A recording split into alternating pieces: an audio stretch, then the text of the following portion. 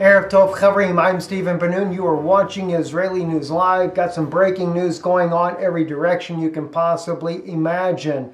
According to Memo Middle East Monitor, as you see on your screen, U.S. to establish a military base in Israel. Yes, you're seeing exactly, of course, the picture here, image of a U.S. military base. It's not necessarily the one in Israel there. They're talking about building one in Haifa. The article states here, the U.S. Army intends to use Israeli coast as a military base against troops in nearby areas, including Russian forces in Syria. El Massadar News reported the U.S. National Defense Authorization Act of the NDAA stipulating the Israel-based news website said that according to the NDAA subsection, the U.S. military is to establish a maritime base in Israeli coastal city of Haifa in the coming years.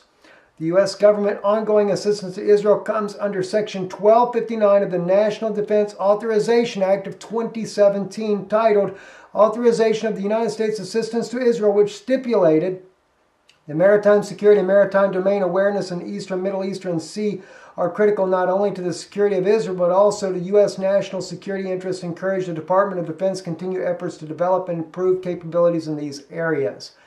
Now, what that means is that that Israel itself gave up its own sovereignty once Israel got all this money from the U.S. government to allow them to build a base on their territory.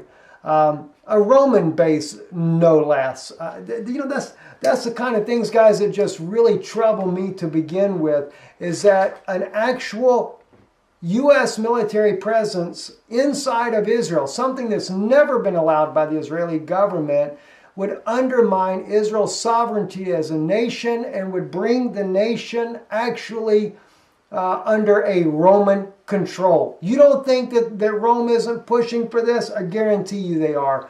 And it's very troubling to me to see this happening. On top of that, Israeli rocket strike Damascus military air base reports. Syrian military source has said Israeli rockets hit an air base near Damascus.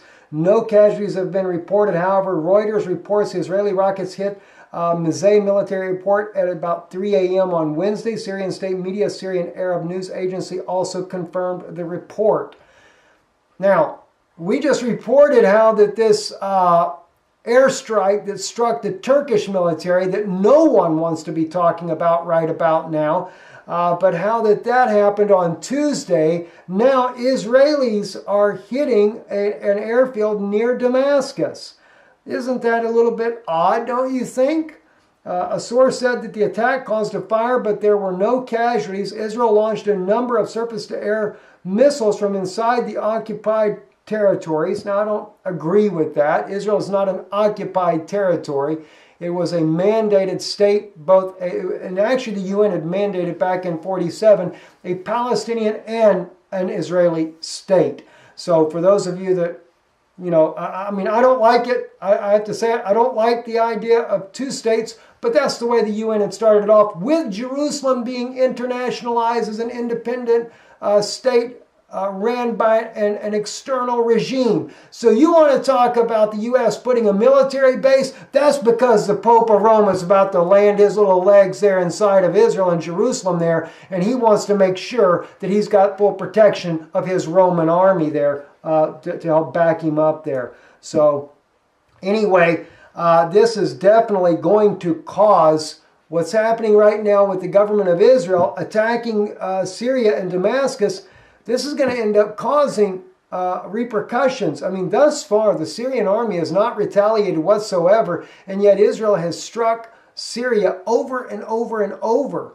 And, you know, it's almost as if Rome is trying to manufacture biblical prophecy the way they want it to be. They want Russia to enter into Israel so they can say that it is Gog and Magog and we have to bring peace to the Middle East.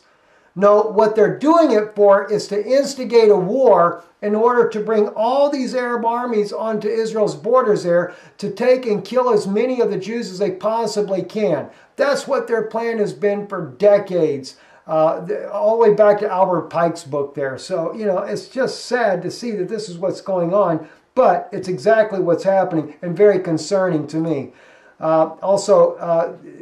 Speaking of this happening here, it's interesting to note that already happened here, posted on his Twitter page here. Photo shows U.S. Eisenhower and France's Charles de Gaulle aircraft carriers conducting naval ops in the Mediterranean Sea. Well, they're backing up Israel. And you have to understand, I am Jewish. Israel, this is my people. It's very disheartening for me to see that we are under this type of situation. But it's a very serious situation without a doubt. Going right on. I just had Ken Keeling trying to call in, as you see that. He's with